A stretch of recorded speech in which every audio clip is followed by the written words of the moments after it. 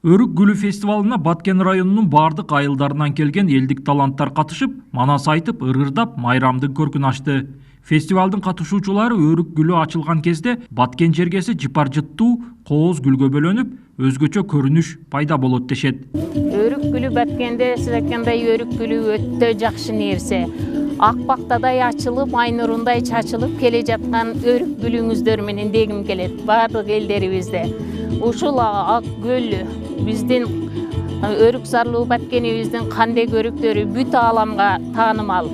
Биздин Баткендин жылдыздары дагы өтө көп. Фестивалдын жүрүшүндө өрүктөн жасалган азык-түлүктөрдүн түрү көргөзмөгө коюлду. Кургатылган өрүктүн 10дон ашык сорту, өрүктөн жасалган шербет, кыям жана өрүк курут, ошондой эле өрүктүн дарагынан жасалуучу комуз, кылкыяк, кооз буюмдар көргөзмөдө элди өзүгө тартты.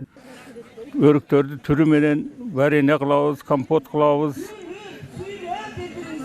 өрүк курут кылабыз, мынантип өзүбүз жегенге мынантип баргектерин сыгып алабыз. Бул дәріленбегени, мына ал дәріленгени, булар эми Россияларга кетчүбү.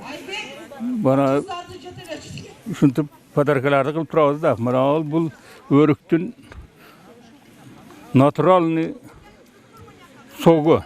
Өрүк гүлү фестивалы Баткен районунун түзүлгөндүгүнүн 90 жылдыгынын урматына жана Кыргыз Республикасында туризмди өнүктүрүү колдоо жөнүндө жарлыкты аткаруу максатында өткөрүлдү.